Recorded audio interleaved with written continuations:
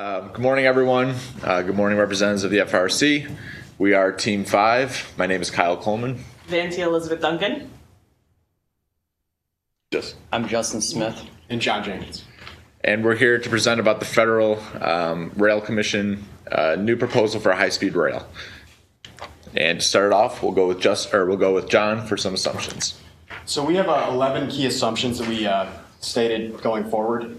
First off, we're assuming the capital budget will be used rather than the operational budget. We think this is a better long-term budgetary decision. And we are agreeing that the general public is supportive of the high-speed railway that will attract tourism and it's a more attractive way of going to work for commuters potentially. We're also saying that the state governments are going to be supportive of the project. For instance, the Massachusetts government is going to be on the same page as the New York government in terms of the railroad system. $13 billion will be enough to complete the two corridors. And funding operated and state proposals will be available. The plan will be finalized in 2009, and there will be congressional support in the grant process. There's currently congressional support, but we're assuming that this will continue in the future. Also, the businesses will own the tracks. Will be willing to sell them, and the build timeline will match that of the California case study, which basically the build timeline basically means how we're going to organize the operation itself. The proposal should be built with the expectation that they will break even. And the new trains will provide faster transportation than automobiles, basically to incentivize consumers to use or commuters to use them. And now for some potential barriers. First, how are we going to measure what it is that these states are proposing? So first, we looked at it as a quantitative filter down to a qualitative criteria. So first off, when they say they have a population, what does that mean? Is it, for example, Rochester, which is maybe 150,000, or is it Greater Rochester, which is 1 million? What is it that they're saying for public support? What surveys do they take? What ballot measures do they take on it? How is it that they're saying they have public support for this project? Next is the policy implications and legislative constraints. There's going to be some tensions between the federal level, the state level, and the local level. So, for example, I'm from a small town. If the state decides the best place to put the track happens to be through my area, it very well might go through my state park or through my park. So how is it that that's going to work between the local interests and the state interests, and how are they going to work through that? The legislation itself is very broad, so it doesn't say in the legislation it has to go in this area using this kind of train. That's up to us to decide, and it's up to the states to propose that. And lastly, break-even justification. What numbers are they using to justify how it's going to work? When is that going to happen, and how realistic is that? And then lastly, implementation risk. So timeline concerns. If they set a timeline, are there any repercussions if they run over? How well is it, or how likely are they to stick to those timelines in a project as big as this? Their budget, how likely are they to expand that budget over time? And what would that look like? How are we setting aside funding for it? Customer demand, do the people actually want it? That's a huge issue. We can't build something that people don't want. That's going to be the difference between making it work. And lastly, what if we don't get as many bids as we're looking for? We want to fund 2 projects, but what if the technological concerns of it, just the actual making it work, they don't see a way to break even, they don't want to apply for this? Do we get enough bids to really have a good pool to pick from? So this moves us on to the decision criteria. First, costs.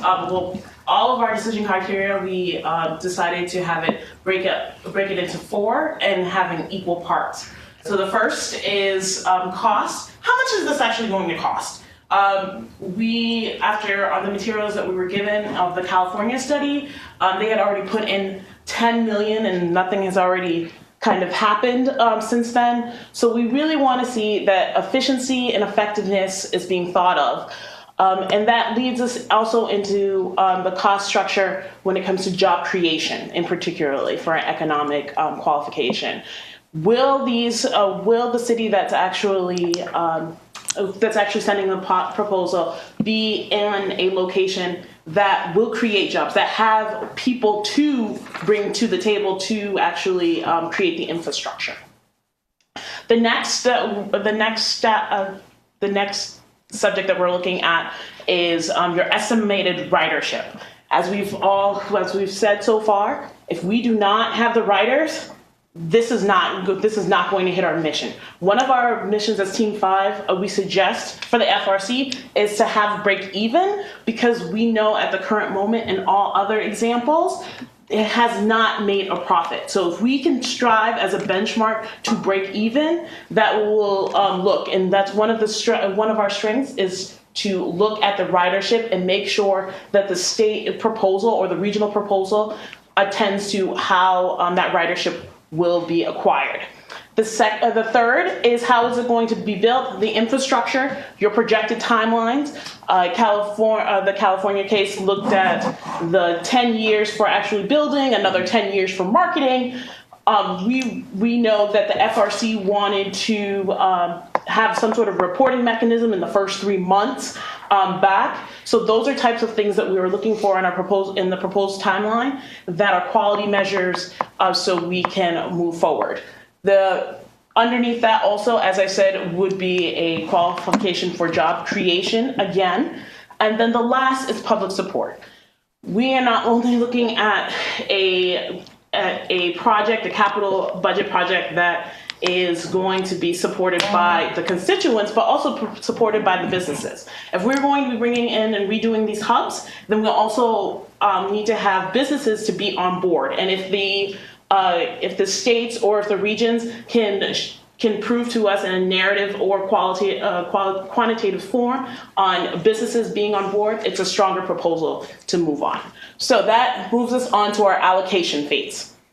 We decided to have a 2-tier system in which we would have 2 different corridors, because as the FRC knows, we want this to be a success. So we're not going to be spreading it. We would suggest that you focus on two projects. One in which the first bigger project would be allotting $7 billion in a 3-phase. The next for a smaller phase, for a smaller project at $5 billion. Where did these numbers come from? Knowing that the local government or the state government we are matching them. 5 plus 5 from them would make 10, in which that's what California has tried, and they haven't succeeded. So if we're looking at a smaller state or a smaller region, perhaps that is for them. And $7 billion for those larger projects, for those larger states that are trying to work. As you can see, this is a 3-phase system for each tier. Knowing that we're not going to just give this money as a blank check of here's $7 billion, here's for the next 10 years. We're doing it in phases. And the tier system in particularly would be allocated by the estimated population over the miles of track in which they're actually going to be putting down. So that moves us down to what are actually these phases. Thank you. So the phases of phase 1 includes contracting bidding. How many bids have they already gotten? Do they have the market base? Do they have the contractors in the area that want these jobs? Second, environmental impact assessment. We know that these cost a lot of money, and that is the reason why we do have a large portion, but not only 20% of the portion in phase 1, and that would be going to environmental as well as legal impact studies to see wildlife, to see safety, to see any type of planning thoroughly, so we can start a good foundation. The second phase looks at your building of your infrastructure, what type of trains we're actually going to bring to the table, as well as a marketing campaign, pricing. So some of us are from metropolitan areas.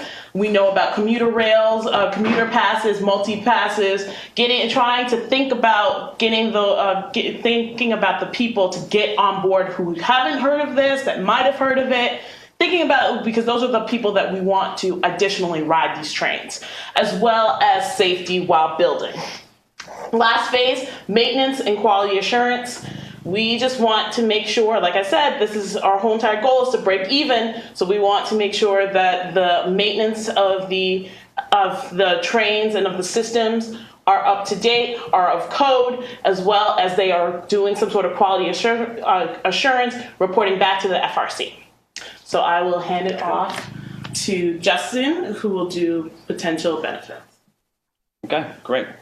So here's some of the benefits we're looking for. First off, we're going to target commuters. They make up the primary market share. If we want to break even, we need to have daily riders. Commuters, they're going to get to their destination faster, and for them, time is money. Next, it's going to address the challenges of population growth. We have California is expanding, DC is expanding. How are we going to get these people there faster? We'll increase business production and commerce. We're anticipating an economic boom from the construction process, new jobs, the design phase, and also once the train is finished, new businesses along the rail route. And really, furthermore, we're in a recession right now. It's 2009, so we need jobs, and this is a great capital project to provide jobs. In terms of operational benefits, aside benefits, we're looking to reduce highway congestion.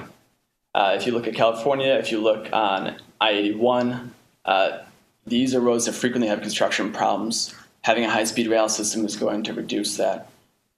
Political benefits, lots of special interest groups stand to benefit from this, including the Chamber of Commerce because the increase in economic development, tourism boards if now a tourist town is connected on the rail system, environmental groups because we're reducing the carbon footprint, unions if they have contracts for this project, and also we're reducing the dependence on oil from the Middle East. And now we'll talk about key stakeholders. So under all of our stakeholders, we broke it up into economic, political, and social impact. So for state and local, one of their economic impact would be tourism, job creation, but things that we have to think about for the cons are opportunity costs. For environmental groups, their core issue really is the social side of it. Is this going to be a way to reduce our carbon footprint by taking more cars off the road and putting people on public transportation? Yeah, and in terms of the American people, the taxpayers, the big thing to consider is the economic impact. This could lower the transportation costs for a lot of these people who aren't going to pay gas every day to go to work. But in terms of the con, this could increase taxes for our taxpayers. Okay, in terms of Congress passed ARPA. They're in favor right now. We want to make sure that whoever gets the grant, that this project is successful so that we can maintain their support. We don't want this to be another bridge to nowhere. For unions, depends on the union. For pros, it could create jobs if we're looking at the unions for the railroads, but cons for the alternative unions for competitive. The airplane unions goes on strike. Those are things that we need to think about for economic. And lastly are the watchdogs. The media, the special interest groups are going to be keeping an eye on this. The media is going to be reporting if these towns actually want it and any issues that come through it. And also the special interest groups that, stand to benefit from this, the unions, environmental groups, those different areas are going to be advocating for this, and they're going to get a chance to get their message out. So that concludes our presentation. We'd like to take any questions. Great, thank you. Yeah.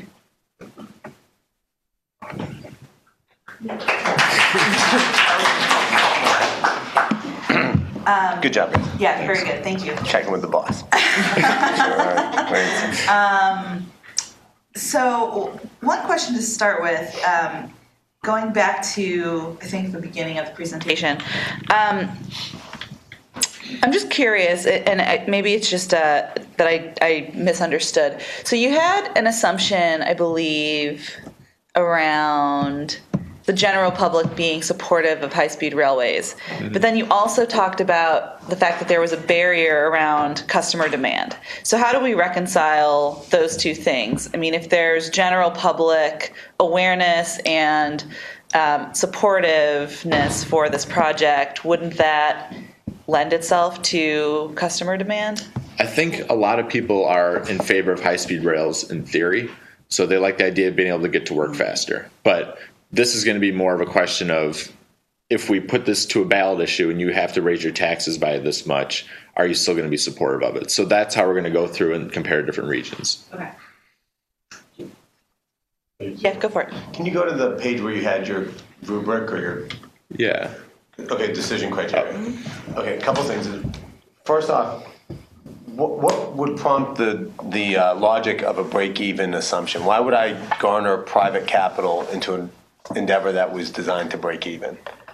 Because in past precedent, you are not making money at all. So, and we went to a break even because we had an assumption that this is going to be from an operational budget. We know that there will probably end up being delays in one of the phases. These phases would in turn affect either your time, would affect your timeline, it would affect something or other. So in the end, we really do want to break even. Mm-hmm. We don't, and this is a public good too. So the fact of ideally we would love to make a profit, but if we're shooting I think if we shoot as a benchmark to break even, then to actually we're going to make a profit of this much, it's a more realistic goal. And from the government standpoint, it looks like we're spending even. Your decision was that the FRC would break even, but a private capital investor would be able to be profitable in the endeavor, and at the enterprise we'd say break even. Or you're suggesting that the bidder would go into it knowing that he or she would put out a capital outlay for it. We had it as the FRC breaking even, Okay, but so irrelevant to the external investor gets to exactly to convey their profit. Okay, thank you. Yep. And then so based on that decision criteria that you have, cost, ridership. So I understand how you would evaluate public support as a benchmarking capability. How do I evaluate it in your process? So we've thought of a few ways. Okay. One would be voting. Has there already been a referendum vote? Is there up until that point on the proposal in which the state could say, look, we have By particular proposal? by particular proposal. Okay. So this is criteria by particular proposal. Okay, thank you. No problem. Anything else? If you could, Yes. I'm thinking, go to the page where you had the breakdown of the phases. Sure. So you want to evaluate a submission based on how they individually propose a phased approach, or you want to just describe that to them and they will all propose against a agreed upon set of phased approaches? Will the individual bidder have the right to propose their phased approach, or you're going to go out with a set of phased approaches and they will? It's the first. It's the first. They will all bid separately. Yes, they will all bid separate. They will all bid separately. They will bring us with a timeline of their phases, and that's how we're able to apply the criteria. Okay. I'm just curious, because I had a question about the phased approach too. I appreciate the kind of phased approach concept. I'm wondering why building infrastructure and marketing aren't actually in the first phase. Well, I think one of the reasons why we put it in the second phase is because we know that some of these impact evaluation studies, one, they can last long and they can eat up a lot of money. When moving into the second phase, that's when you're able to, once we have kind of the foundation, that's when we can build on with the marketing strategy. Yeah. Got it. It's almost like a phase zero for you. Exactly. Okay. Yeah. All right, good. Thanks, guys. Thank you. Thank you. Good job.